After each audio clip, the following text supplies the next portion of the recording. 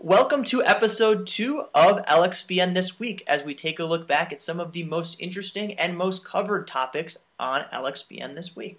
I'm Colin O'Keefe and I'm joined by my colleague Jared Sulsdorf. We're a couple of your editors on LXBN. Jared, starting off, what do you see as a couple of the most prominent stories on our network this week?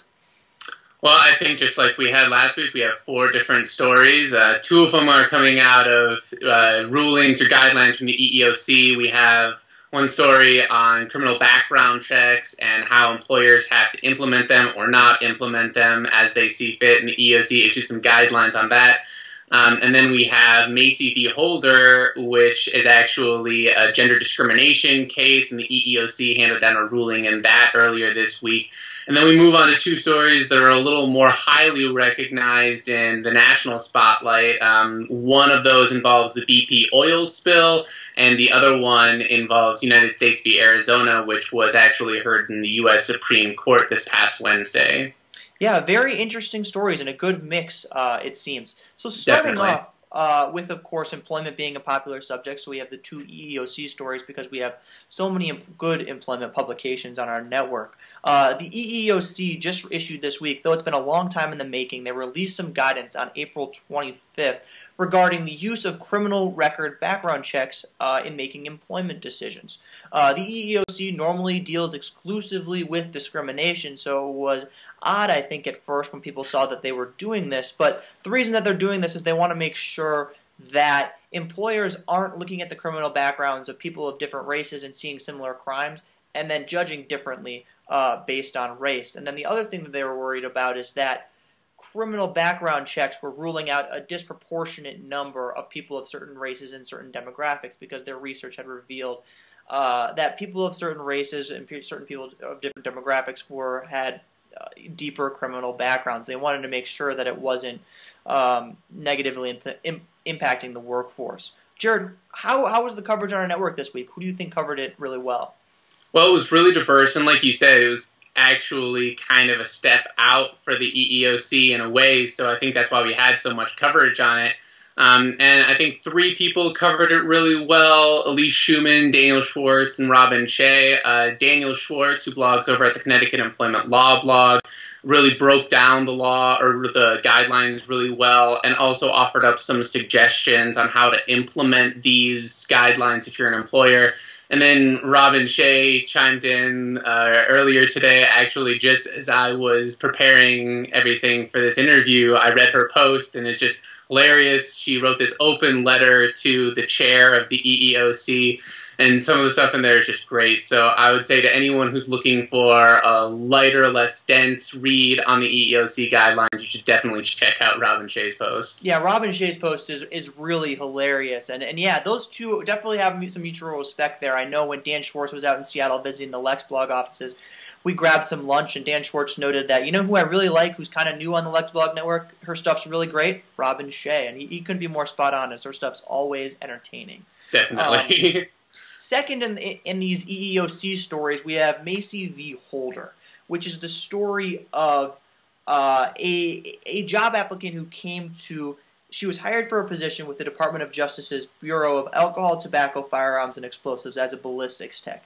She was approved for the job. She got offered the job, and on her application, she had let them know that she was male.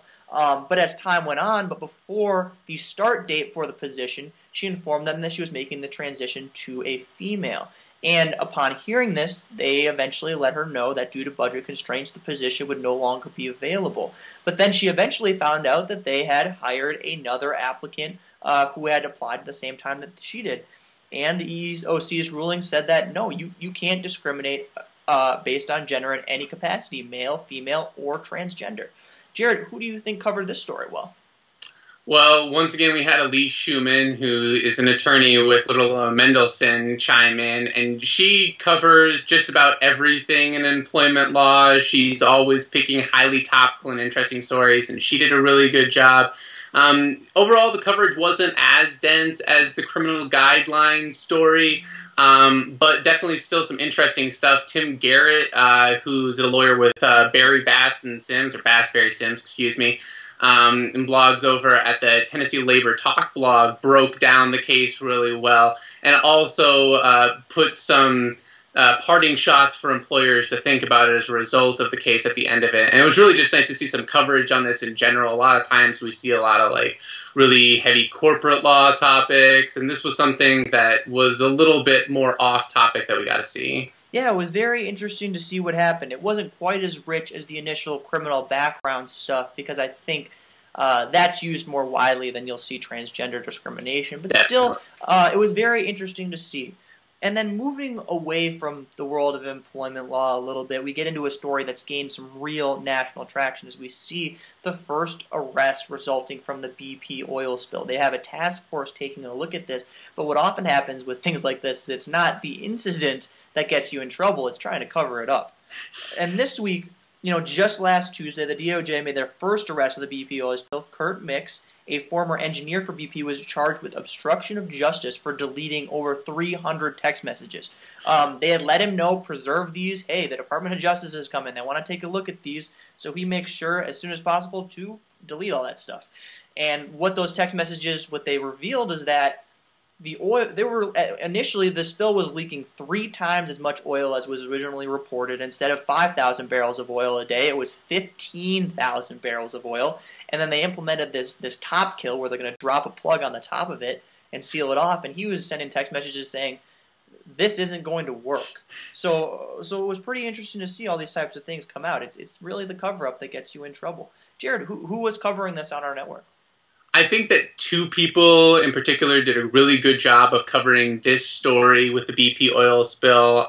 Daniel Purdom, who's over on Hinshaw and Culbertson's White Collar Crime and Internal Investigations blog, did a really good job of giving some insight into the bigger picture of these text messages, what they meant in terms of the Department of Justice investigation into the oil spill itself.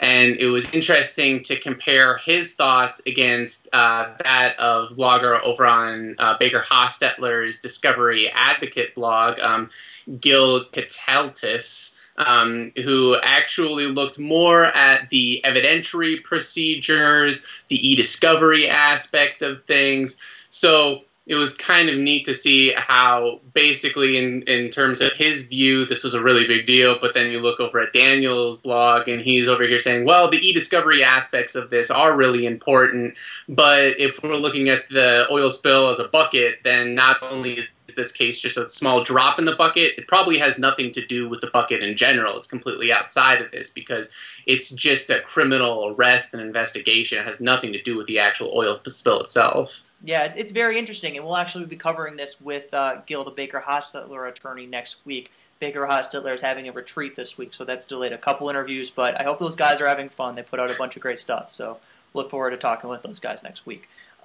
Moving on from there, we get into a case that I'm actually surprised didn't get too much coverage, though it did just come across, and that's Arizona's controversial immigration law was heard, and the oral arguments were heard surrounding that law in the Supreme Court this week. The immigration law, titled Support Our Law Enforcement and Safe Neighborhoods Act, is being challenged by the DOJ under 4 different provisions of the act. Justice Kagan didn't sit in on this case because of her status as Solicitor General when the Department of Justice initially brought the suit. This is a very controversial law, and it's a slippery slope, I personally think, because at the crux of it is that law enforcement can really ask for people's papers whenever they want. If they see somebody of a certain race and in a certain environment where they think that they might be an illegal immigrant, they can demand that they have their papers. If they don't have their immigration papers, they go to jail, and I just think when you're making quick-hand decisions based on people's race as a law enforcement authority, it seems like a very slippery slope. But as you examine in people's coverage, the Supreme Court may not be leaning that way. Yeah, and like you said, we haven't seen a lot of coverage on this case. I think overall, stretching back to when the Supreme Court first took it up and when it first became a law, we only have 5 posts, which is an interesting thing in of itself. But Jeffrey Topol, who writes over at Jackson Lewis's Global Immigration blog, picked this story up once the Supreme Court hearings were done. And there's actually a really great quote that he pulls out from these hearings from Justice Scalia, who says, if in fact somebody who does not belong in this country is in Arizona, Arizona has no power. What does sovereignty mean if it does not include the ability to defend your borders? And so that gives you kind of an indication that the justices are leaning towards upholding this law. Like you said, I'm siding with you on this. I'm not sure if I think that's a good metric for which to stop somebody and see if they're breaking the law.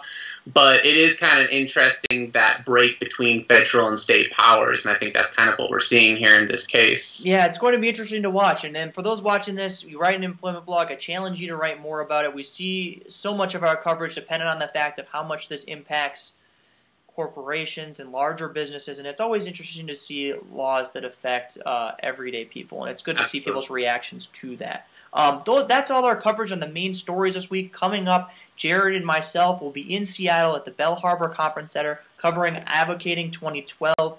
We're going to be really throwing everything we have at the Advocating Conference. We look to interview every attendee, or not every attendee. We look to interview every speaker and every sponsor. So look for that coverage next week on LXBN. Jared and I will both be there. We'll be doing our normal thing, interviewing everyone. But it was a great week thus far, and we look forward to another excellent week of coverage. Well, thanks, Jared. Thank you.